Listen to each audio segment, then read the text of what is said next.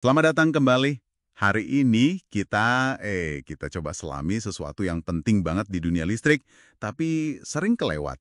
Sistem grounding atau pembumian ya istilahnya. Betul, pembumian. Nah, dari catatan yang Anda siapkan nih, kelihatannya ada beberapa cara ya buat melakukan ini, nggak cuma satu metode aja. Iya, ada beberapa pendekatan, tergantung situasinya. Oke, misi kita hari ini.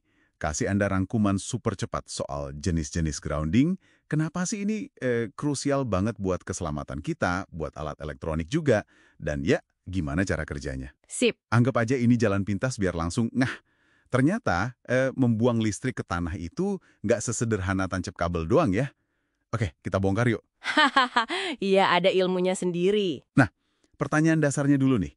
Intinya, grounding ini apa sih sebenarnya? Kok bisa jadi fundamental banget gitu? Gini, intinya itu grounding itu kita nyediain jalur aman, semacam jalan tol lah, buat arus listrik yang nyasar atau berlebih. Arus nyasar? Maksudnya? Ya, misalnya dari korsleting atau mungkin sambaran petir gitu. Nah, arus ini biar langsung lari ke bumi. Ah, oke. Biar nggak lewat kita ya. Persis, biar nggak lewat badan kita atau ngerusak TV, kulkas, komputer Anda. Jadi tujuannya ganda, lindungi nyawa sama lindungi barang elektronik. Konsepnya simpel sebenarnya, tapi dampaknya vital. Oke.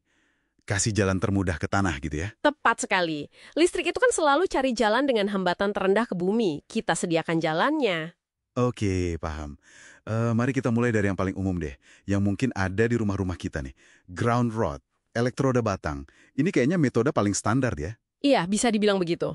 Catatan, Anda bilang ini cuma sebatang logam, biasanya tembaga ya? Atau baja lapis tembaga, ditancepin aja ke tanah? Betul, itu metode dasarnya. Batang itu jadi penghubung langsung, kayak jangkar listrik ke bumi. Simple. Tapi kayaknya ada tapinya nih. Haha, iya, ada tapinya. Efektivitasnya itu sangat bergantung sama kondisi tanahnya. Oh ya, gimana tuh? Kalau tanahnya misalnya banyak batu atau kering banget gitu, resistensinya, hambatannya jadi tinggi. Jadi arusnya susah masuk gitu. Betul. Akibatnya satu batang aja mungkin kurang efektif buat menyerap atau menyalurkan lonjakan arus yang besar. Nggak cukup lah. Ah, masuk akal banget. Kayak nyoba nyerap air pakai spons kecil di banjir bandang ya. Nah, analogi bagus tuh. Kurang lebih gitu. Oke, jadi kalau satu batang kurang nendang, langkah berikutnya apa? Ini yang disebut sistem grounding berhubungan atau multiple roads itu ya. Jadi kita pakai beberapa batang, terus disambungin.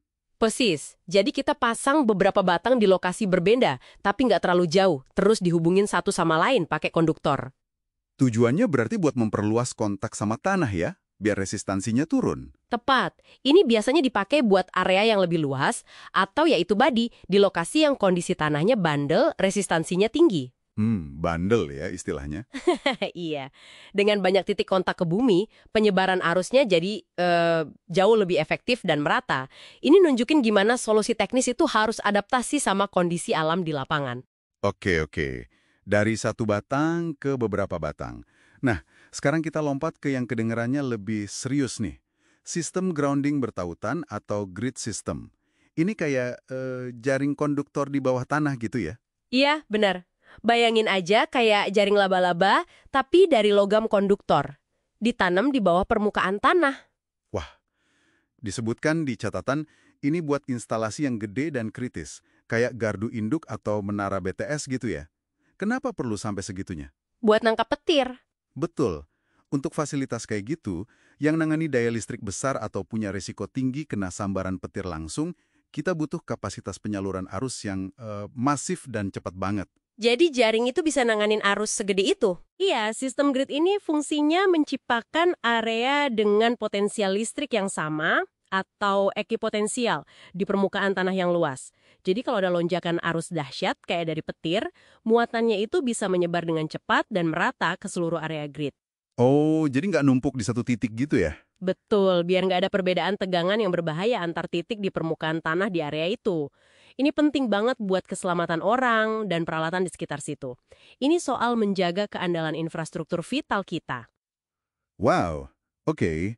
Itu tadi buat skala super besar. Nah, yang terakhir ada lagi nih, sistem grounding plate electrode.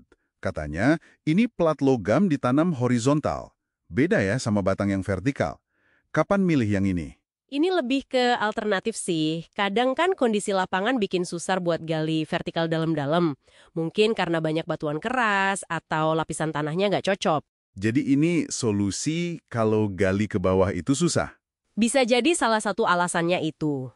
Plat yang ditanam horizontal ini tetap bisa ngasih luas permukaan kontak yang bagus dengan tanah, mirip kayak batang atau grid, tapi ya cara pasangnya beda. Prinsipnya sama aja berarti ya, kontak seluas mungkin. Prinsip dasarnya sama, maksimalkan kontak ke bumi buat nurunin resistansi. Jadi pilihan metodenya mau pakai batang tunggal, batang jamak, grid atau plat, itu selalu tergantung kebutuhan spesifiknya. Kebutuhan spesifik, kondisi tanah, Iya. Kondisi geologis tanahnya gimana, tingkat proteksi yang dimau seberapa tinggi, terus ya tentu aja pertimbangan biaya sama kemudahan instalasi juga, nggak ada satu solusi buat semua. sip. Jadi rangkumannya nih buat Anda yang dengerin. Kita udah lihat 4 cara grounding. Pakai satu batang, beberapa batang nyambung, bikin jaring raksasa di bawah tanah, sama pakai plat logam. Kenapa metode utama itu? Dan semuanya punya tujuan yang sama. Jaga kita dan alat-alat kita aman dari kejutan listrik yang nggak diinginkan. Keselamatan dan proteksi, itu intinya. Intinya ya, grounding ini bukan soal pukul rata. Milih sistem yang pas, itu perlu analisis dulu. Kondisi di lapangan gimana, butuhnya apa. Ini kayak lapisan keamanan tak terlihat, tapi fundamental banget di dunia kita yang makin tergantung sama listrik ini. Betul sekali.